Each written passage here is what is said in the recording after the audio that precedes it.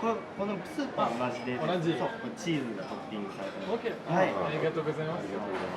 Salut à tous et bienvenue pour cette vidéo. Aujourd'hui on se donne rendez-vous pour aller manger le meilleur ramen du Japon. J'ai cherché ce ramen pendant plus de 3 ans et je l'ai enfin trouvé. J'allais pas vous amener dans le premier ramen venu, on n'est pas des garçons faciles, on n'est pas comme ça ici. Mais avant d'aller dans ce succulent et magnifique ramen, laissez-moi vous expliquer 2-3 choses sur ce plat traditionnel japonais. Le ramen est un plat japonais composé de nouilles faites à base de blé qui baignent dans un bouillon en général fait de viande ou de poisson. Bien que l'on pourrait croire que c'est un plat japonais, les ramen viennent en réalité de Chine.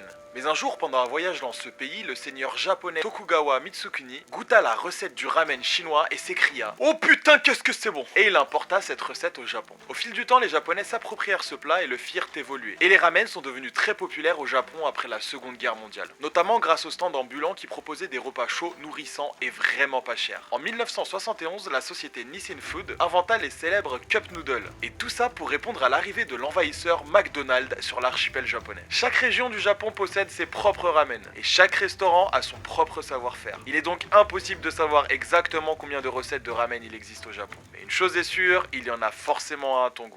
Alors pour aller manger ce meilleur ramen, on se donne rendez-vous à Shinjuku Station. Parce que ce ramen se situe dans le bâtiment Odaikyu. Vous pourrez trouver plein de restaurants, plein de shops, plein de bars, et ce fameux ramen. Attention à ne pas vous laisser distraire car dans ce bâtiment il y a énormément de magasins pour femmes et donc de très jolis japonaises. Ça peut vous détourner de votre objectif, mais le principal, n'oubliez pas, c'est la bouffe. Le ramen avant tout. Suivez bien les indications. Quand vous voyez le signe My Lord, ça veut dire que vous êtes bientôt arrivé. Regardez. Ensuite, vous avez à monter 2 escalators, puis vous ouvrez la trappe secrète, vous prenez la clé à l'intérieur du donjon de la princesse. Vous faites gauche-droite, gauche-droite, droite-gauche, et puis vous êtes arrivé à ce ramen-là. Je ne vous mettrai pas le lien en description, ça serait beaucoup trop facile. Et là, je pense qu'on voit l'intérieur de mes trous de narine, non? Oui, tout à fait. Non, il est 14h19 Ah putain, je suis désolé, mec. et on est à jeun. C'est marrant parce que je pensais à ce mot Agen. Pruneau tout à l'heure d'Agen. en venant. Non, je me suis dit la langue française c'est cool parce que moi Agen je croyais que ça s'écrivait A et plus loin Jean, genre comme un jardin, tu vois, un truc comme ça. Petit conseil au Japon, à chaque fois que vous allez dans un bâtiment style shopping, il faut savoir qu'il y a toujours au dernier étage un étage composé essentiellement que de bouffe. C'est fait pour tous les gens qui, comme moi, après l'achat d'un t-shirt taille S, ont soudainement envie de manger des ramen et ainsi ne pourront plus rentrer dans ce t-shirt. Ça n'a aucun sens, mais la nourriture c'est bon, donc allons se faire plaisir. On verra plus tard pour les t-shirts taille S. N'oubliez pas ce conseil très important, toujours aller au dernier étage des bâtiments. Là-bas, il y a plein de restaurants et surtout la clim. Et quand il fait 40 degrés au Japon en été, ça fait plaisir. Là, on y est, regarde à cet étage, tu sens la bouffe ou pas? Ça sent bon, hein. Là, on est sur un étage qui respire. On est devant le ramen, le meilleur de Tokyo. Alors, on dirait pas comme ça, mais regardez, men chaud. C'est le ramen des hommes. C'est la première fois que je vois un ramen au wagyu, donc au bœuf japonais. Parce que je sais que le cuisinier qui a ouvert ce restaurant est très pote avec un autre restaurant de wagyu. Et du coup, ils ont un ramen spécial. Bon, on va pas le prendre parce qu'il coûte quand même 2000 yens. J'ai pas envie de payer un ramen 15 balles. En tout cas, aujourd'hui, on verra pour la prochaine fois. Alors là, il y a un ramen épicé, un ramen au fromage, un ramen, ça je sais pas, et un ramen pas au popcorn. Non, un ramen au maïs. Et le ramen au maïs, ça peut être très bon aussi. On met le petit biais. Ah merde, il n'y a plus de ramen au maïs. Alors on va prendre un ramen nature. On va prendre le set gyoza. Parce que c'est toujours bon les gyoza avec le ramen.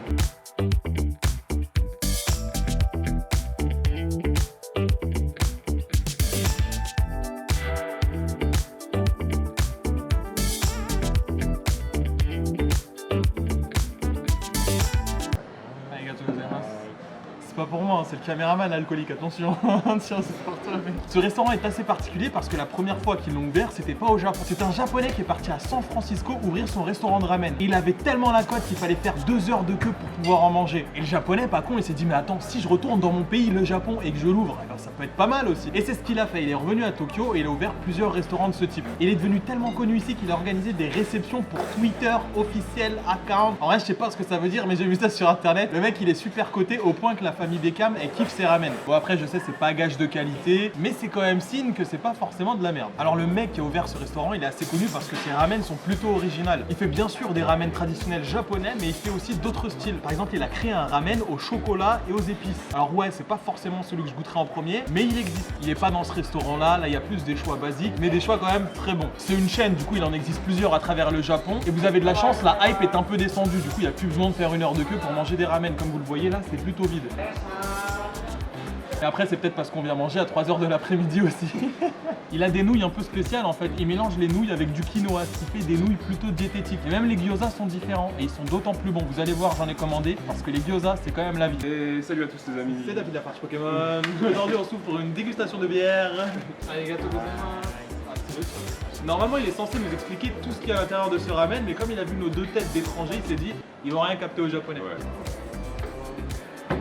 Allez, gars. 中は何ですか？チキンベースのスープですね。茶色い粉なんですけれども、お醤油の粉。はい。で、こちら赤い実はザクロの風味、ウォルナッツ。これは？このスープは同じで、同じそう、これチーズがトッピングされてます。OK。はい。ありがとうございます。ありがとうございます。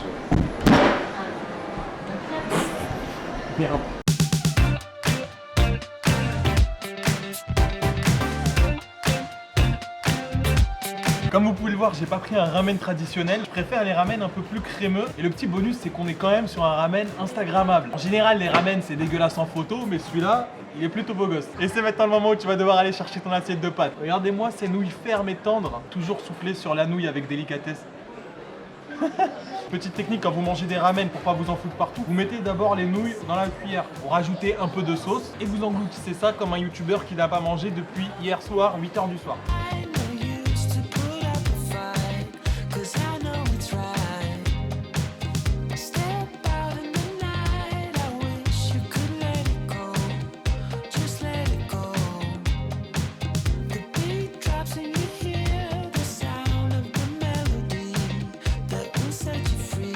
Je confirme bien, c'est mes ramen préférés de tout le Japon pour le moment. Je dis bien pour le moment. Il y en a un peu trop, ça va jamais tenir dans la cuillère.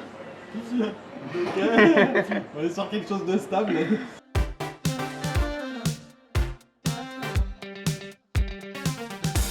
Il y a un petit goût de yuzu, pour ceux qui ne savent pas, le yuzu c'est du citron japonais. Sachant que les ramen crémeux en général c'est plutôt gras, mais là avec cette touche citronnée, tu peux en manger à l'infini. En général quand tu commandes un ramen, tu bois jamais le bouillon parce que soit c'est trop salé, soit c'est trop gras, du coup c'est très mauvais pour la santé. Cette soupe là est tellement bonne que je pourrais la boire au moins 1000 fois. 1000 fois, 1000 fois. Ok, j'exagère peut-être pas 1000 fois. Et il y a un petit truc à savoir quand vous allez dans un restaurant de ramen. Une fois que vous avez terminé toutes les nouilles à l'intérieur de votre bol, il est possible d'en redemander. Il suffit de demander au serveur Kaedama Kudasai, ce qui veut dire tout simplement j'aimerais une recharge de nouilles. Et là il va me ramener des nouilles fraîchement cuites pour que vous puissiez terminer votre bouillon. En général c'est pas très cher, ça coûte 100 à 150 yens et parfois même dans certains ramen c'est gratuit. Et quand t'as plus de bouillon, c'est terminé. Ah oui, après quand t'as plus de bouillon c'est fini là, faut abandonner, faut quitter le navire, faut dégager. Et ici c'est vraiment le restaurant instagrammable. Faut savoir qu'au Japon les restaurants de ramen en général c'est réservé aux hommes. Tout simplement parce que c'est le genre de repas que tu manges à la va-vite en sortant du boulot. Et en général il y a que des salaryman. Du coup tu verras rarement des japonaises dans des restaurants de ramen. Mais ce ramen là est fait pour être plutôt stylé, du coup il y a énormément de femmes. Du coup si jamais vous voulez manger des ramen et rencontrer l'âme sœur, n'hésitez pas à venir ici. D'ailleurs, en parlant de ça, Mec, elle a 60 ans. elle a des choses à m'apprendre. En général, les Japonais, avec un ramen, commandent soit des gyoza, soit du riz. Comme ça, avec le riz, tu peux terminer le bouillon sans pour autant recommander des nouilles. Et les gyoza, bah tout simplement parce que c'est bon les gyoza, surtout ici.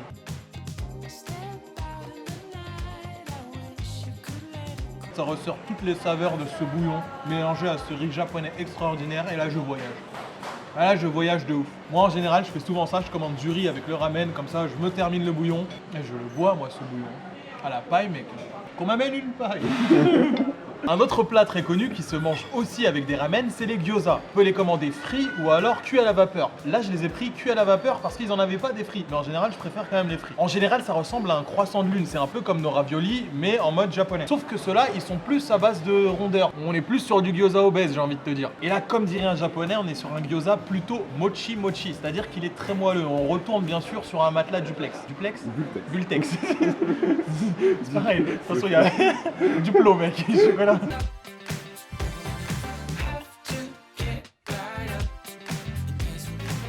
Avec de la sauce au vinaigre et au yuzu et du daikon dessus, c'est le radis japonais. Et bah putain. On en a maintenant terminé avec ce magnifique ramen. Si jamais vous passez à Tokyo, je vous conseille d'y aller. Je vous mets le nom dans la description. Bon, par contre, le problème avec les ramen, c'est que c'est extrêmement salé. Du coup, pour compenser, on boit beaucoup d'eau et ensuite, on a le ventre rempli. En tout cas, je vous remercie d'avoir suivi cette vidéo. Si jamais le format vous plaît, n'hésitez pas à mettre un commentaire et surtout à partager la vidéo. C'est très important parce que c'est vous qui me permettez d'aller manger dans différents restaurants pour vous faire partager un peu ce que j'en pense. Abonne-toi à la chaîne et active les notifications pour ne rater aucune vidéo. Et je te dis à samedi prochain pour une nouvelle vidéo. Peace!